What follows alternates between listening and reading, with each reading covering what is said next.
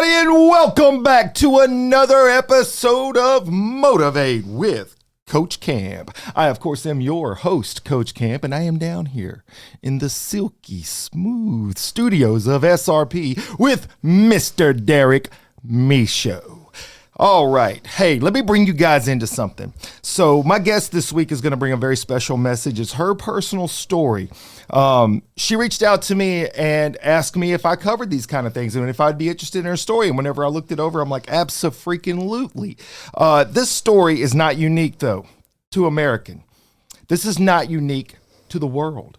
This is something that any area of life, doesn't matter where you come from, what your race, your religion, your gender, your ethnicities. It doesn't matter about your social economic status. It doesn't matter if you're rich or you're poor. This kind of thing can take a hold of anybody, grab you, pull you down, and make you feel like you can't get out. If there's something that I have learned over the course of my 50 years on this earth, it is simply this. Depression is real, and a lot of people suffer from it. Anxiety is real. A lot of people suffer from that. And whenever you start to go down deep, dark roads, all of a sudden it leads to hopelessness. And you start to ask yourself, how do I climb out of this? Is it possible? Is my life over? Well, I've got news for you. That is why I know that this podcast matters. That is why I know that my guest matters, because they're going to share personal stories. They're going to talk about the hardships they faced. And whenever they're done, I want you guys out there that are going to watch this, listen to this, share this. I want you guys to find courage.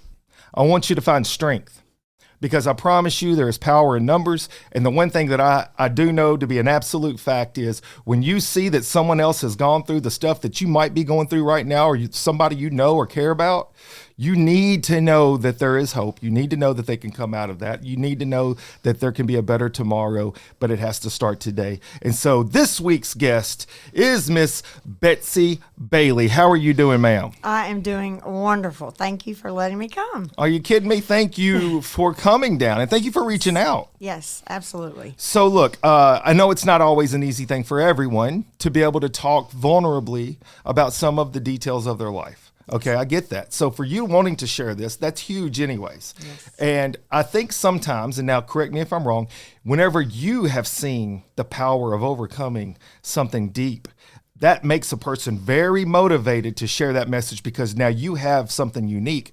You understand what it took to get through that, where you are now, and you want to share that so other people can come out the other side as well. Would you agree with that? Absolutely. Absolutely. So to set the stage, let's talk a little bit about Miss Betsy. Where did you grow up? Where are you from? I grew up in Hernando, Mississippi, right here. I went to Hernando High School, and then I moved off to Kennett, Missouri for about 18 years. How old were you at that time? 24. Oh, so you were grown. You're an adult. I was an adult. Mm-hmm. Yeah. So you move off to there. What was the thing that drew you out there? My grandmother got sick, so I went out to help with her. Okay. Did you have brothers, sisters? I have one sister. She actually lives in Bartlett. She's still around here. She's still here. Older, younger? She's younger. All 2 years. So you grew up here, DeSoto County, and you said you moved away for 18 years? Yes. So that was almost as long as you actually lived here then. Yes. So when you're growing up here in Hernando, in the area, was it very much like it is today, minus the extra traffic? Oh, yes. Kind of small town feel, a little bit small town feel, a lot of extra people, but small town feel. Yes. We lived in Eudora, which is outside of the city limits. So we lived on a bunch of land out in the country. It was absolutely beautiful. So growing up out there, did you have like hobbies or something that you were thinking, this is going to be what I want to do for the rest of my life? I was very much a tomboy growing up, played sports, hunting, fishing. You know, my dad had 2 girls, so I was the boy, I guess you could say. You were the rough and tumble one. Yes. He wasn't worried about you breaking his easy. No. I got hunting, fishing, working on cars, you know, I can do it all. Wow. So, and so what was something that you like thought about maybe doing when you grew up? Because obviously at 24, you're kind of becoming the adult at that point. Was there something drawing you to an occupation, a career? Really, when I was younger, I wanted to be a physical therapist for the NBA. Oh, very specific. Right. I'm 6'1", so my dad was always like, you need a tall husband. So, so, you know, but I mean, my life didn't go that way. Well, that's part of the story here, right? Because we all have dreams, thoughts, ideas. Something that many of my listeners probably know by this point, and they're tired of hearing about. I was supposed to play for the New York Yankees. It didn't work out. Okay, so it turns out you got to be really, really good, I guess. But so physical therapy was something that drew you. Did you have a best friend or some groups of people that you hung around in Eudora? Everybody. When you lived in Eudora, you kind of stuck together down there. Hernando people were Hernando, Eudora was Eudora. So, and we lived in the woods, so we didn't do nothing but ride four-wheelers, and I had a Jeep. We went mud riding, so we had cows and horses. So that's a good life. Yeah. That's not a bad life. No cell phones. It was amazing. Well, I know. I grew up in that era. It was amazing. In fact, I was in my early 20s before I even got my first little flip phone. Absolutely. Yeah, so it was good. I liked the idea that you couldn't necessarily find me if I didn't want you to. That's right. Fun little fact, my very first EMS ambulance job, because a lot of my listeners know I'm a retired firefighter paramedic, was with the Eudora ambulance service. Oh, okay. Yeah. I started volunteering with Walls, but ended up working as paid EMS on Eudora. Absolutely. That's amazing. Yeah, so I know Eudora fairly well, and it's still pretty much country. Yes. It's still not a lot has changed, even from 20-something years ago. Right. So when you get out to Kansas, do you make a new group of friends? Because you stayed there 18 years, so you're into your 40s. Missouri. Missouri, yes. That's okay. When I went out there, of course, it was just to kind of, help with my family. But I fell into the wrong crowd. I married a man that kind of just pulled me down. At a young age, like I told you, I was a daddy's girl growing up. Yeah. My mom and dad separated and got a divorce when I was 17. So I just kind of, I guess, rebelled and went in the wrong direction. So when I went to Missouri, it was just kind of a new beginning, and I wanted to, just do something different. And I fell into the wrong crowd. So often that is part of the story is you're looking to fit in with some folks. And you and I spoke before the show. We have a mutually good friend, Stacy Dodd. Yes. And that's a big part of his story was just being young and influential, and then he would fall in with the wrong crew, and then the next thing you know, he's doing the things he shouldn't be doing. So when you get out to Missouri, I'm assuming other than family, you didn't have a network of people there. Right, no. And so you're it's normal. This is just regular life. You're trying to find a group to hang with. A young person, they're going to want to go out and do some things anyways. So you find a person. Who was that individual, that the first individual you met, and you're like, hey, look, I'm going to hang out with you? It was actually somebody that lived in the same neighborhood. Okay. And I ended up, he was actually turned into my second husband. But, he owned a restaurant/bar. So that's where the bad crowd came in. Sure. And I just fell into that. So that didn't last very long. When I was 24, we haven't really got to that point yet, but I turned to drugs when my mom and dad got a divorce. So this was at 17 then? Yes. Okay, so 19. I didn't know if you were waited till you got to Missouri. So this kind of started early. What was the first thing you turned to? When I was 19, I still lived here. It was meth. Straight. Straight. And then, I messed with something here and there. It was just whatever was around. And it started out just as social, but I haven't talked to my dad in 23 years. Still. So that kind of put me into a depression. Sure. I never understood why. What did I do? Was it my fault?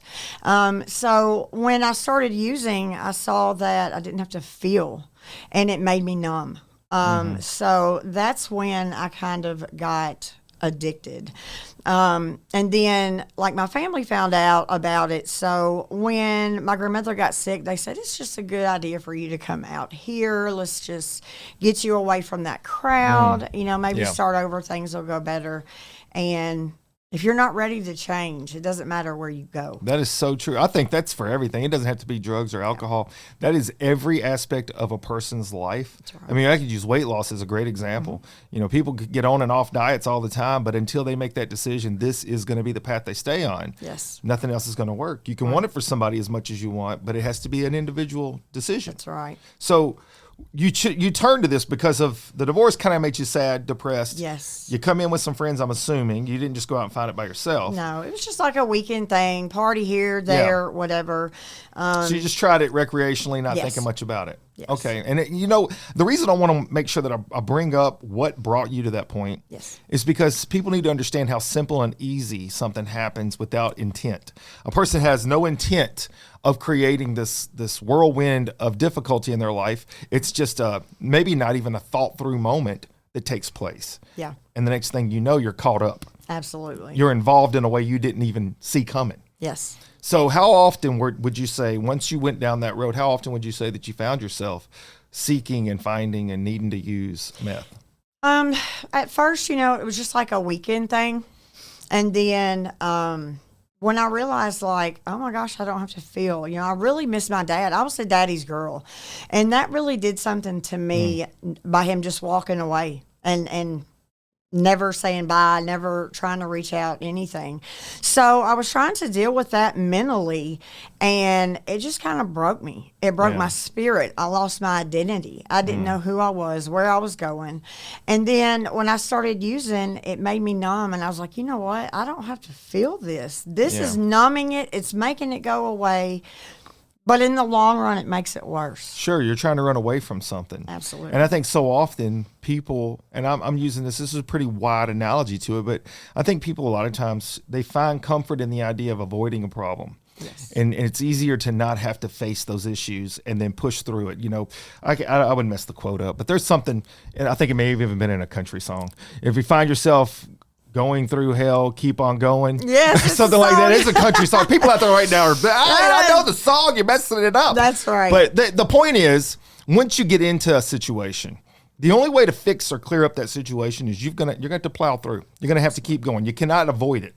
Because what you do is you end up running away from a problem, and the problem just grows and it grows and it never goes away. Imagine this.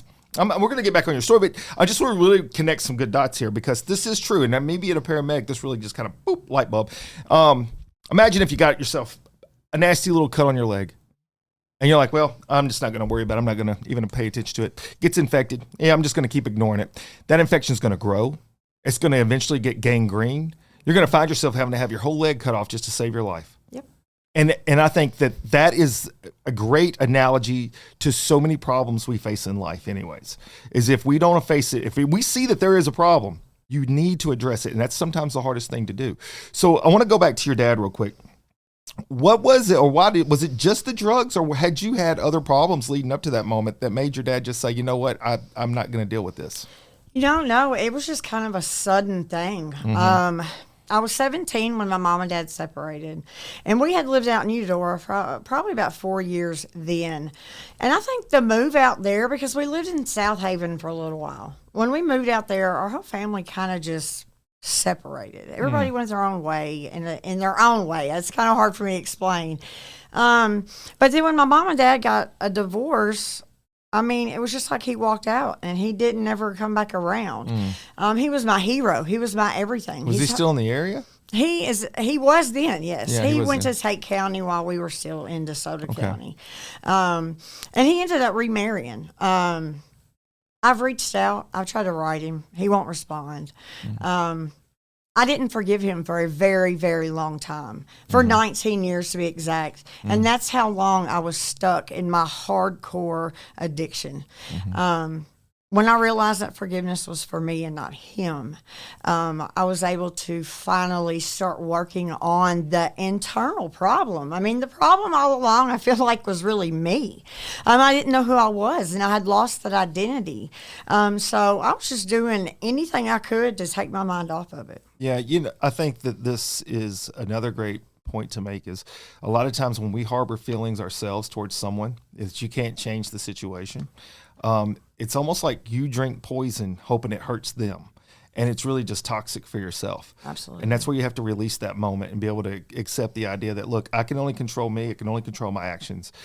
You fix you. You got to work on you. I say this a lot, too, in different episodes. It's true for life in general, is you really have to focus on you. And it sounds selfish, but if you don't make the best version of yourself, you cannot provide that person you want to be to others. That's right. You know, it's got to be a little bit of like, I've got to make sure that I'm on point. But then you use that to help other people, which is why I think you're here today. Yes, absolutely. So when you're out there in Missouri, okay, so obviously this is something that's true to form too. Whenever you find yourself gravitating toward a certain thing, you're going to find that thing. Doesn't matter where you go. You could go anywhere on earth. You're going to find that thing, which is another reason why I've said that people that are recovered addicts can be some of the most successful individuals on the face of the earth because they will find a way. Right. They will find a way. Right. So like that thing that was drawing you to that negative side of life, once you get away from that and you clear it up, which we're going to get there on your part of your story, which is amazing. And that's why I want to talk about it. But that same drive, when you redirect it towards something else, the sky's the limit. Absolutely. You can achieve anything. Yes. So here you are, you're in Missouri, and you're out there for a long time. What starts to transpire? Because I know the next part of your story is something that I want you to walk it into. I don't want to try to tell it for you. Like I said, I went out that way, fell into the wrong crowd. I married a man that's the kind of the crowd I was drawn to. That marriage didn't last. We were only married like 8 months. My mom and I had 2 kids at the time, my oldest Kelsey and Christopher. My mom came to Missouri with me, and we were all living together. And then I met the man I'm still married to. We've been married 17 years. We separated 11. I'll go into that. Okay. But he had gotten run over by a car when we first started dating. So he was in a wheelchair. I took care of him like the first 6 months of our relationship. I was not using at that time, but he had just got ran over. So in the mornings we would get up, take pain pills together, drink coffee, and that just led to me going back to the meth.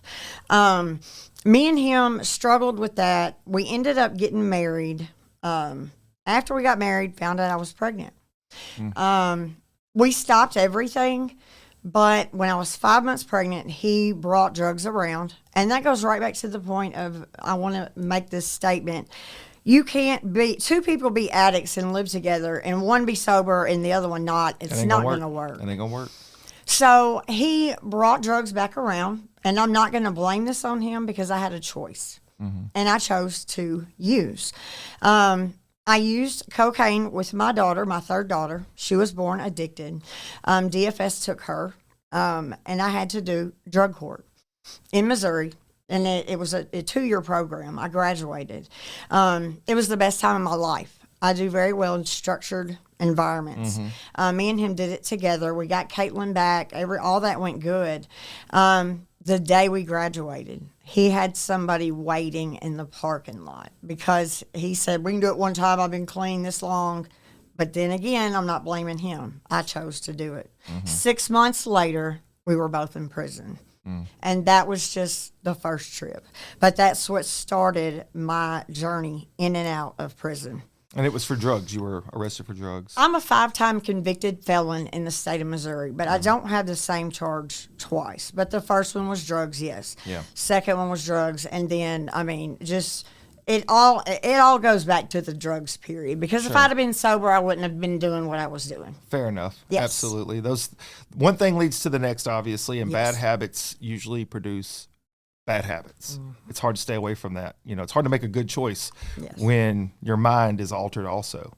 So I think that, influence is everything. Choosing the right person and especially the right partner, that has everything to do with a successful, healthy life in general. Yes. I think that's pretty easy to state. That's not like I'm breaking any kind of amazing, wow, that's a great comment. Absolutely. But that's just the truth. So you are the company you keep. And sometimes when a person finds themselves lacking self-confidence, self-esteem, looking for someone that accepts them, and then you add that to the fact that the drugs could take away that temporary pain that you may be going through, mental anguish. So you felt, like you didn't have those emotions having to attack you. I can understand and I've never been an addict, thank God. I've never went down that road, but I have obviously known a lot and spoken with a lot of folks. And as a firefighter paramedic, ran a lot of calls on addicts, a lot of times the same people over and over and over. And what has fascinated me was the fact that some you would think you've written off. They're done. They're never going to make it out of this. And they do. And then there are those that you think, oh, they've got it. They got it beat now. and then they didn't. So it's a really difficult thing to really judge from the outside. Only a person on the inside that's dealt with it themselves can fully understand that and know what that is like to try to fight through it. So at this time, whenever you're recognizing you've been through, what's the name? I don't want to mess up the name. What's the name that you went through the rehab? It used to be Vertava. Okay. When I was there, it was Vertava, but now it is called Woodland. Okay. It's in South Haven. It's in South Haven. So this is where you went. So you go through and you graduate the program. You feel like you've got some tools in the toolbox. Yes. But immediately being re-influenced, reintroduced, you make the bad choice. Can you tell my listeners and viewers, because there are probably, I want to say at this point, millions of people watching that would like to say, I don't understand what that's like. How is it you come out of that and you've got those tools now, and the very first opportunity you make that choice? What is going through your mind? Okay, so I put myself in Vertava because I'd gotten to my bottom. I can remember reaching out to my mom and my oldest daughter for help. I was like, I'm done. I'm tired. I don't want to live this life anymore. And they told me no. They said, well, you're tired of you crying wolf. Get your own help. So my bottom was that. I have been in countless abusive relationships. I've had every bone in my face broke, teeth knocked out, but it was all the lifestyle that I chose to put myself in.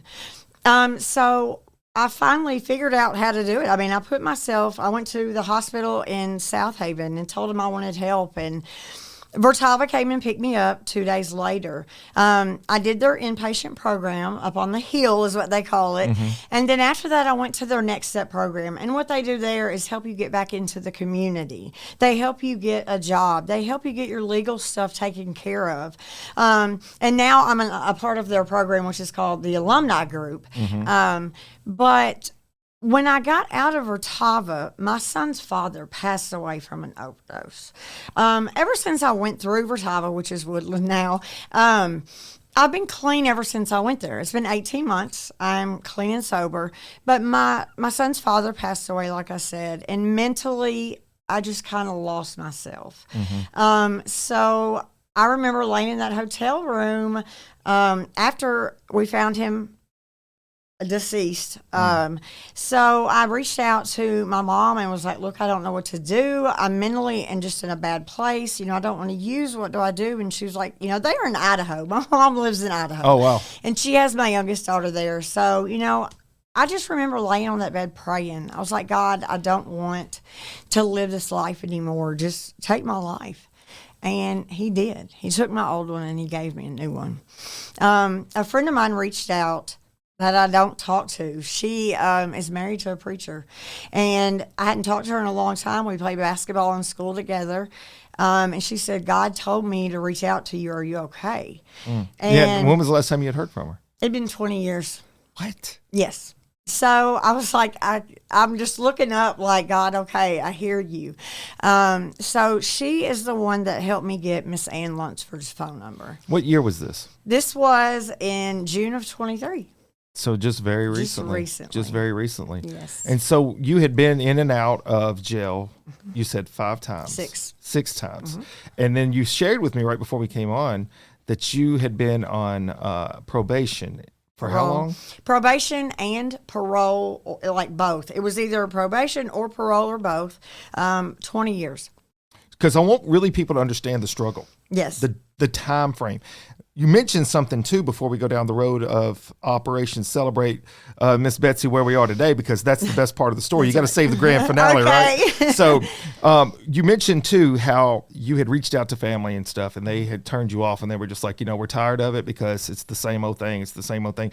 I think it's fair. I think it's fair to say, I get it in the sense of if you've tried to help someone 1,000 times and you feel like, all right, this is the moment, and they don't respond and they don't fix it, so to speak, it's hard to keep that faith. But one thing, and I'm going back to our friend because this is relative, and Miss Ann Lunsford obviously has been on my show, love her to death. So like our network of people, I think in a lot of ways brought us together as well, because obviously I didn't know you before you reached out to me, but our network made a lot of sense too. That's what Stacy shared, was that his best thing that he was ever received was rock bottom. That was the best gift he was ever given, was rock bottom. Because when you get there's either you make the choice to get better and stand up and go forward, or it's over. Yes. And I think that that's probably true for a lot of folks that struggle with a lot of things. It doesn't have to necessarily be, I mean, it could be gambling as an addiction. Yes. Addictions happen a lot of ways. I want to also put that out there. That's fair, that it's something that takes over your control of your own personal decisions. Something that is, and it can be a chemical like a drug, or it could just be an impulse. Yes. There are addictions that fit in a lot of different areas. So for you, knowing where you've come from, knowing how many times you hit reset, knowing that your family has said, Betsy, maybe they're saying this, I don't know, I'm putting words, but they're like, Betsy, we love you, but we're not going to be a part of this journey anymore for you. That to me is rock bottom if you ask me. Yes, that was my rock bottom. It's like, I can make mistakes and screw up, but I always need some people in my corner. I'm not perfect. My wife will tell you that too many times over. She's very rude about it at times. That's all right. This is another story. But it's like, I get it. I'm not perfect, but I need people in my corner because that gives you the confidence to move forward. Absolutely. When you feel like you're all alone on this earth and you can't make a good choice to save your life, it seems. Every time you try to make moves to do better, be better, you find yourself back in that same familiar spot. And now you see everybody that was in your closest circle walk away. That's got to be devastating. That's got to be something that is hard to wrap your head around. And you were saying, God, take my life. Let it go. But then you alluded that he did, but he gave you a new one. Absolutely. And that is the cliffhanger, because we're going to come back after this break and we're going to hit on the Betsy moment that opened the door, that lifted the clouds, that brought you down a path of awesome. Amen. All right. So you guys, look, I know breaks are necessary. I just want y'all to stick around. The backside of this story is going to be absolutely amazing. You are not going to regret it. So come back right after this. A great opportunity awaits. The Motivate with Coach Camp podcast is now in its second season, and we are excited to say that we have listeners all over the United States and in 19 countries. If you have a company and you're interested in some very affordable advertising, while at the same time supporting a great cause, please go to motivatewithcoachcamp.com and fill out that sponsorship page, and we'll get right back to you. You can support the podcast through donations on Venmo at Motivate with Coach Camp. Thank you to all the listeners and guests who have blessed this podcast with their engagement and involvement. All right, welcome back, everyone, from that break, and we are here with Miss Betsy Bailey, and she is sharing her personal story of addiction and the road that took her down some very dark paths and how she's come out the other side. And just before the break, she had mentioned to me that she had asked God to just take her life, and it was in that moment that you found yourself at rock bottom, is what you said. Yes. And then you said he did take it. Yes. And he gave you a new one. Absolutely. Talk about that. I remember laying on that bed crying to my mom on the phone because she's way in Idaho. And I was just like, Mom, I don't know what to do. I don't have, I didn't have anywhere to go at that point. My best friend, my son's father, just passed away from an overdose. I knew in the back of my mind, this addiction's not going to get me anywhere but prison or dead. Everybody's dropping like flies, and my mom just cried with me on the phone. She's like, Betsy, I don't know what to do. And she said, just pray. That's all you can do. And I remember praying. I was like, God, if this is all you are going to do for me, if this is my life, just take it. Take it, because I'm done. And I mean, it wasn't 5 seconds later, my phone rang. Wow. And my friend that I hadn't talked to in 20 years, who is in ministry, and her husband is a preacher, she said, God told me to reach out to you. Are you okay? And I remember just crying. I was like, no, I'm not. And so I kind of went into my story and let her know that my son's father passed away. She knew I had been in addiction. It wasn't a secret. She knew I had been in and out of prison. So she said, let me make some phone calls. I know me and her stayed on the phone for 4 hours. Wow. We called rehab after rehab, crisis center after crisis center, everywhere. And the only thing that happened that went through was Miss Ann Lunsford, and she has a ministry. She does. Right here in Hernando. Yes. God put me in her house. And it's funny, her ministry, she goes into the jails and she teaches about Jesus. And then she brings the girls home that don't have anywhere to go. Precious and Pink Ministries. Precious and Pink Ministries. So we always laugh and would say I was the stray, because she picked me up from the pound. I was at the hotel, and so the hotel was the pound. But at her house, I was able, no cell phones, no internet. I was with her 8 months. I was able to build my foundation with Jesus Christ. I have a relationship with him. She discipled me and taught me everything that I know now about the Bible, about me. I was able to get off all my psych meds while I was with her. And I'm not going to knock that because No, I get it. People that need them. I feel like I used them as a crutch. I feel like I was wrongly diagnosed at a young age. And I just needed to know who I was. So that's how Stacy Dodd comes in the picture, because he had come over and brought us some Celebrate Recovery Step Study books. And I love his wife, Stephanie. She's amazing. And he sat down and just took the time out to talk to me, and he told me a story, and I was like, "You were in prison in Missouri?" And he said, "Yeah," and I said, "So was I." So I remember him looking at me, and I said, "So you were bipolar, and you did all this and that, the same thing as me, and you don't take any medicine?" He said, I remember him looking me in the eye, and he said, "Betsy, God can save anybody, anywhere, anytime." And I remember right then I made the decision to not get back on my medicine. It's been 9 months since I've been off of everything. Wow. And I'm the most clear-headed I've ever been in my whole life. I know who Betsy is now, and I love myself. While I was at her house, I was able to write my book. I write Christian poetry, and the book is my life story. It's my testimony, and then, of course, my poems are all the way through, like, in the middle. My book's not like most, but it's backwards just like me. So I just kind of go into it at the beginning explaining my poetry, and then, like, in between each poem, I explain where I was at in my mind and in my life at that moment and what that poem means to me.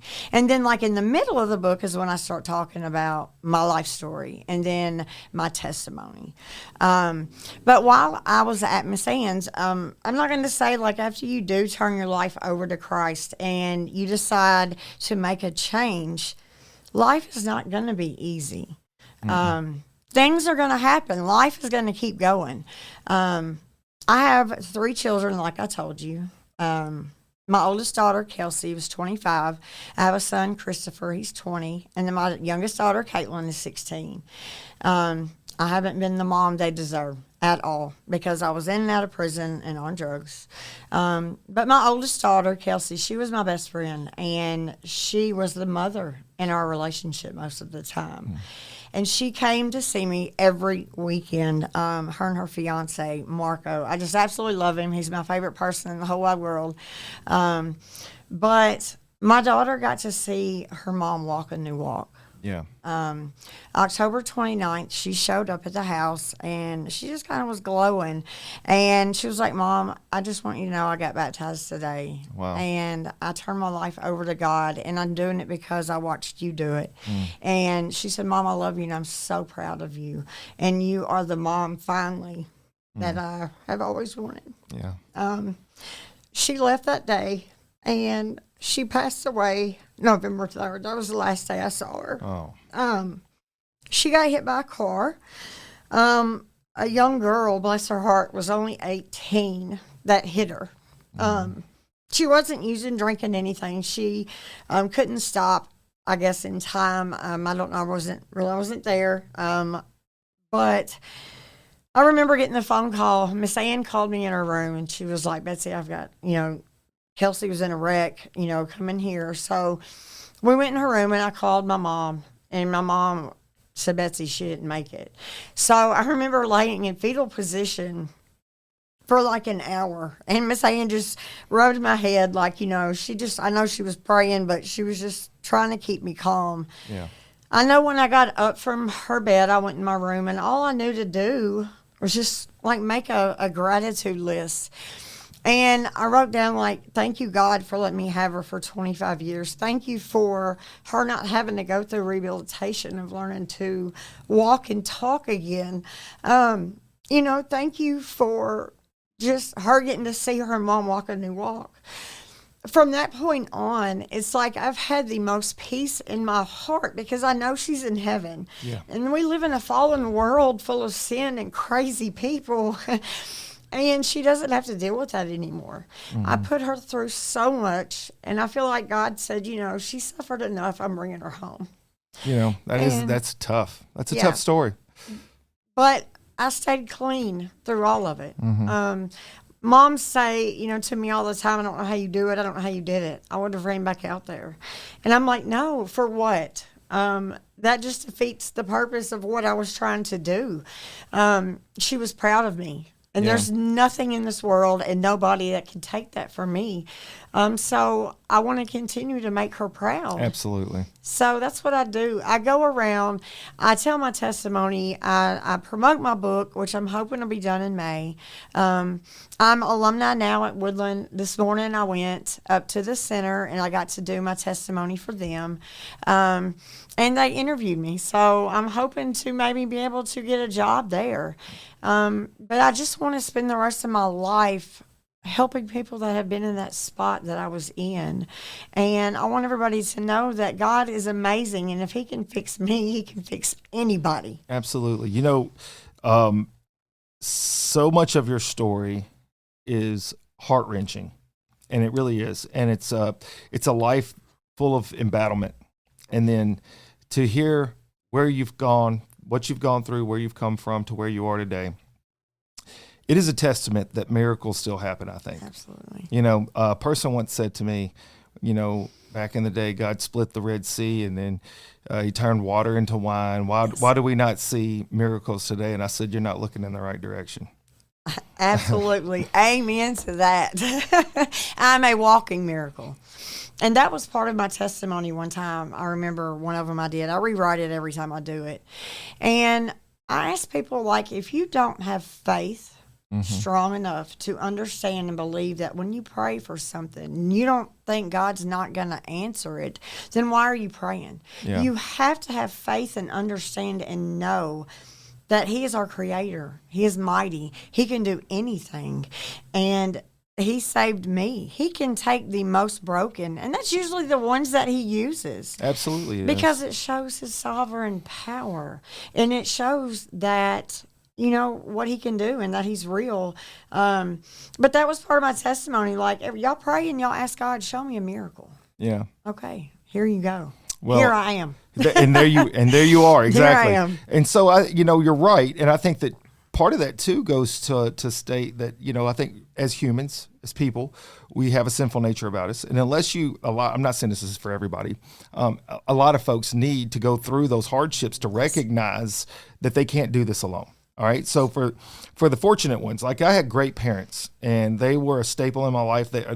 My mom still is. It's not like they were, they are. Right. But I'm just saying, so that structure and framework was built into me to understand that everybody doesn't have it like we have it. And that, there are difficulties in this world. Yes. And I had that nature about me to want to help others. That's why I went in the military. That's why I became a firefighter paramedic. That's why I became a teacher. That is why Motivate with Coach Camp platform exists. Yes. I realized that this is nothing. This is nothing without people like you. Oh. And that is the truth. Yes. A person asked me once, it's like, well, you're going to get some celebrities on. I said, well, if a celebrity is there for the right reason to promote other people's possibilities in their life, then yes. But to have a celebrity would be no, because to me, Miss Betsy, you are a celebrity. Oh, thank you. And that's the truth. Thank you. I need people that are willing to share those vulnerable moments so that other people have that strength within them. And I mean, you just I did not know the story of your daughter. I did know that you had mentioned before we started that she had passed recently. Yes. And I didn't know how or what had taken place there. And that is so difficult for a mom or a father to be able to express that to somebody. But to recognize too that moment could have created a crack, just moment of weakness that you feel like now I can't deal with the next thing that's coming. But you see, what you've pointed out and you've articulated beautifully is the fact that you didn't run away from something, you ran to something. And when you start running to something in this life, suddenly those doors will start to open. You'll get that strength and you'll be able to share that message with people in a moment when you would have never been able to do that. But now that you have something that is a foundation and that is a rock and that is stronger than you and bigger than you, now you realize you have a purpose. And that's why you're able to share this moment on this stage with other people so they can hear your story so they can have strength and they can go out and they can help other people. And that's what this, my friends, this is all about. Absolutely. Every once in a while, Miss Betsy, Coach Camp kicks in because your story inspires me. Thank you. And that's why I am doing the things I do. That's why I hope that this message continues to spread and people will share this stuff. Yes. So what's the name of your book? It is called From Junkie to Jesus, The Prodigal Daughter's Journey. That is did you come up with Yes. that? Wow, that is really good. it's Your me. poetry, I would like to see some of that too then. I can actually recite one. I have one Do it. memorized. I'd love it. Let me get a drink of water. Get you a drink of water, girl. The lights are bright in here sometimes. It makes you hot. I get it. The one that I usually do with all my testimonies, it's called your dash. And what that means, on somebody's tombstone, the year you're born is on there, the dash in the middle, and then the year that you go out. To me, the dash is most important. So the point I'm going to do is called your dash. And it's, I knew you before I formed you in your mother's womb. I knew how your life would play out and that the world would be full of gloom. I knew the day would come when you finally needed me. You had lost the ability to be loved in a world of lust and greed. I know you have lived a life full of heartache and pain. You've made your way through trials that would make most go insane. Now I finally have your attention and you're willing to obey. So use this gift I've given you. I'll help you write the words to say. I know you're one of my strongest, so I'm using you to take a stand. Write my words and make them rhyme. I give you this command. When you speak, they will listen. I've given you the voice. I've built your testimony so others may have a choice. Speak on what I brought you through. Don't hold back on where you've been. Tell them about my kingdom and will and how self-will leads to sin. Tell them of life without me, about my will and your lack thereof, about how lost, broken, and lonely it was, and how I made your cold heart full of love. Let them see you turned away from me, but then how I took you back. Explain the freedom you gained, because without me it's freedom you lack. You have a choice in how to live, because I give you that option. But how you live your life is important, so you must proceed with caution. We are born and then we grow. We live and then we die.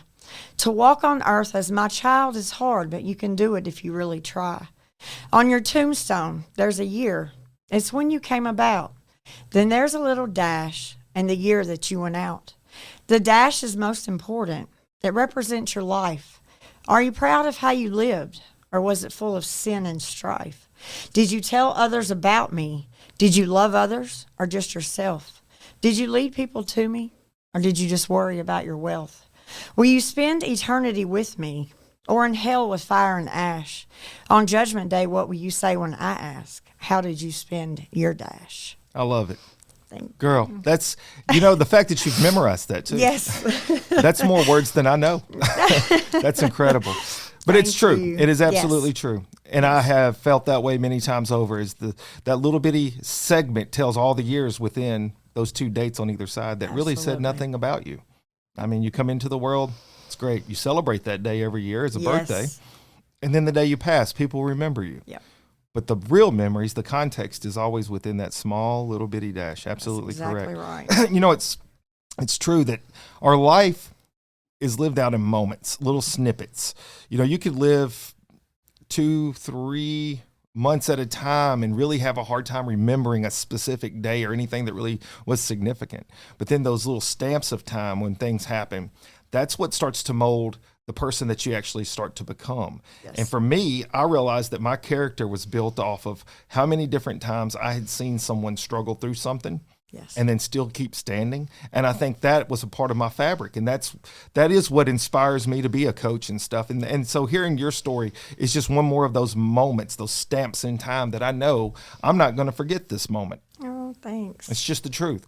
So as we move forward, as we get close to the end here, you've got a lot coming up. You've got a lot going on. Yes. So if you could, best way you can, sum up some of the stuff that Betsy sees coming up on the horizon, things that you're going to do.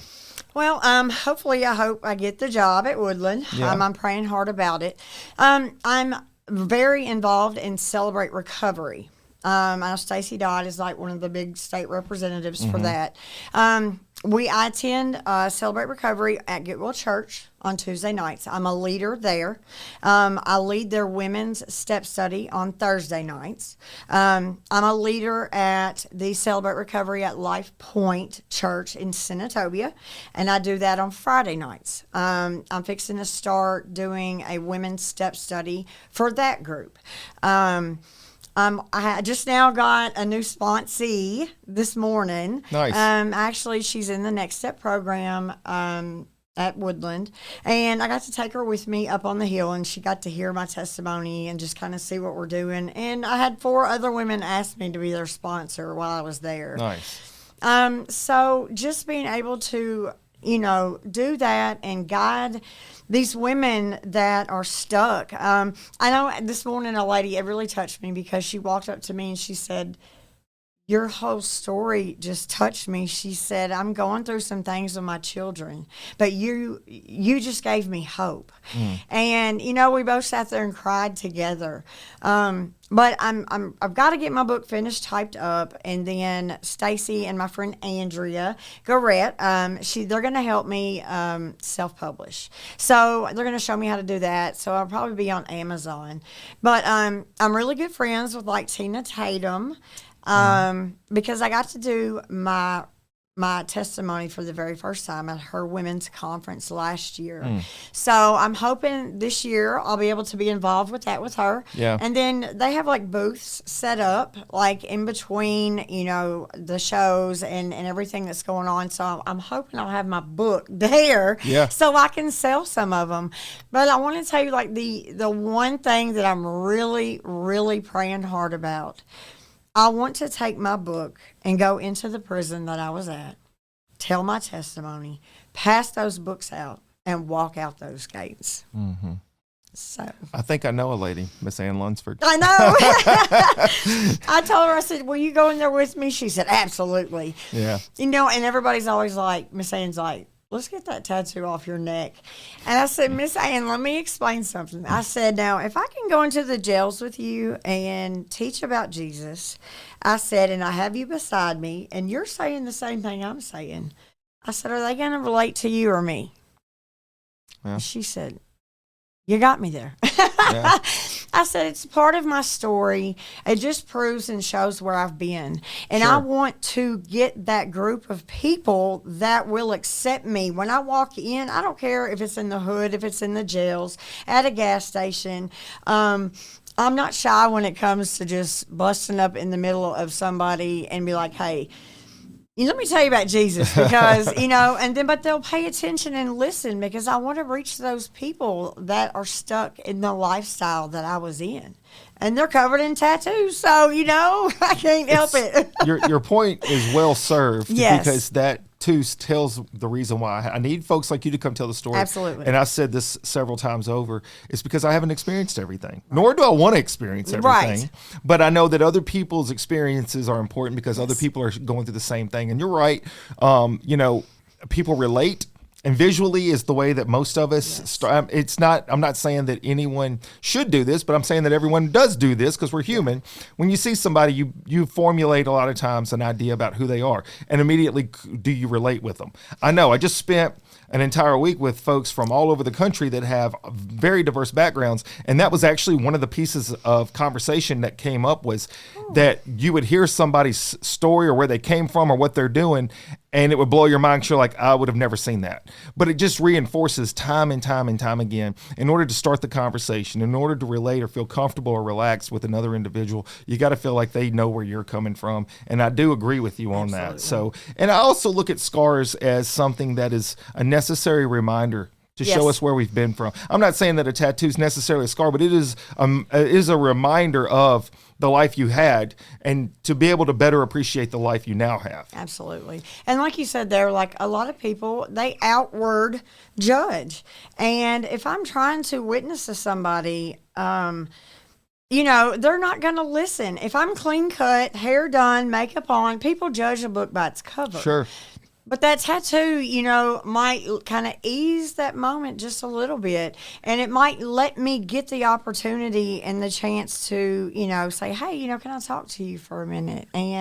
Or if I see people struggling, or if it's people that have known me my whole life and they're like, where have you been? Yeah. I haven't seen you in 8 months, and this glow that you have, I want that. What is it? And I'm like, it's all God. It's Jesus. So thinking about this, do you now have, and I'm assuming you do, a network of people to go back to? So I think it's fair to say that life keeps coming, like you said. Yes. And we can all face difficulties, and clearly you just did have one of the worst life difficulties you could go through. So do you have that network of people now that you can go to that are in your corner that will help keep you moving forward whenever the times are difficult? Absolutely. Stacy and his wife, Stephanie, Miss Ann, all the women that would come in and do Bible studies while I was in her program, I have their phone numbers. I still reach out to them. A lot of them have, different programs they do, or maybe they're involved in another ministry. So they asked me to come in and do a Bible study or tell my testimony. But, before, I didn't really touch on this, but when I lived in Mississippi, I worked at the courthouse. I was a bail bondsman. I was married to a police officer. Yeah. So I know a lot of attorneys here and the judges, and, they really don't know the Betsy that was a mess up, because I was in Missouri. And then, coming back here, I have those connections where I can reach out and sit down and say, hey, look, this is where I've been and this is what I've been through, but this is how I've come out of it. And, so I have amazing people in my life, in my corner, that are backing me. And if I need anything, all I have to pick that phone up and do is call and reach out. And, I have a corner. So, there's a lot of people. Yeah, I wanted to point that out because I think that's the one thing that I would suggest to anyone watching or listening to this podcast is it is important to find you a crew. You need a crew. Life is hard, and you don't want to do it all on your own down here. Granted, sometimes we find ourselves in that place, like you mentioned in our story today, but when you can find that network of folks that you can trust, you can be yourself, you can be vulnerable with, then whenever you face those hard times, you do have that network. That is so important. And so if you have that opportunity, I would highly recommend that. The last piece that I want to just say is you mentioned too that you really enjoy the part of you now where you're able to share your story and give people hope. And that, as a last talking piece, that is what I know is so important for people, is to have hope. And that is why I am so honored to be a part of the Hope Center, which is a mentorship program for children, because let's face it, a lot of kids that go through difficult times as adults, they went through difficult times as a kid. And so that's the hope. Yes. Thus the name, that you can connect with some children early in their life. And, I don't know everybody's situation, but there are going to be children that are having a really difficult time at their house. Maybe it's with friends or other family. And in the end, having that resource outside of there that they can feel safe and strong and have questions that they can probably get better mentorship from. That's what the goal is. And hopefully we can create a culture absolutely that wants to reach in and help them at the early age, so when they get older they can do the same as well and absolutely avoid some tough spots, because life will throw it at you. Yes. So what would you like to leave my listeners with as a final thought? I just want everybody to know that recovery is possible.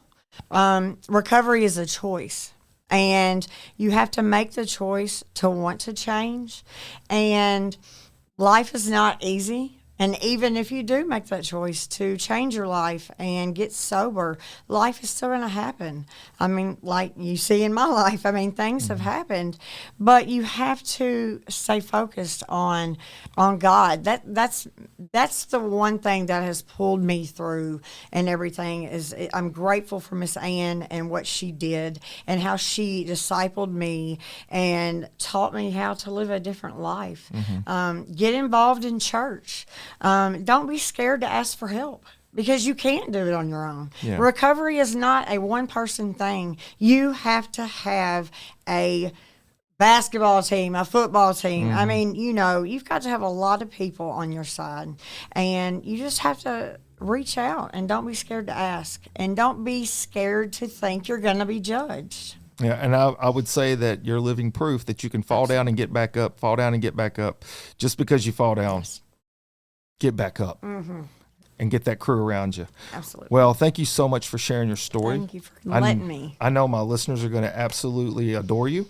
I can't wait to see all the positive comments. So thank you guys for tuning in. I'm going to ask you to do this for me. I'm going to ask you to like and subscribe to all the social media stuff I have and share that. And it's not about me. It's not about me. I've come to realize over the course of this entire time that we've been doing the podcast stuff that the message is so needed that I have to continue this. But the only way that this reaches more people is from you. I can only do so much. I need you guys to join the team, motivate with Coach Camp, and get the message out there because I love each and every single one of you and continue to tune in. And until next time, Coach Camp out. I love the chase and the hunt, and I set the pace when I'm running. I always take what I want and I always give it 100. Don't need a bank, no I'm funded. Play the game like it's nothing. I'm always thankful for something. Don't take for granted, stay humble. Now wake up, it's time to look at the enemy. Look in the mirror if he is no friend to me. It's not working out, maybe it's the chemistry. It's time to break up so I can make a better me.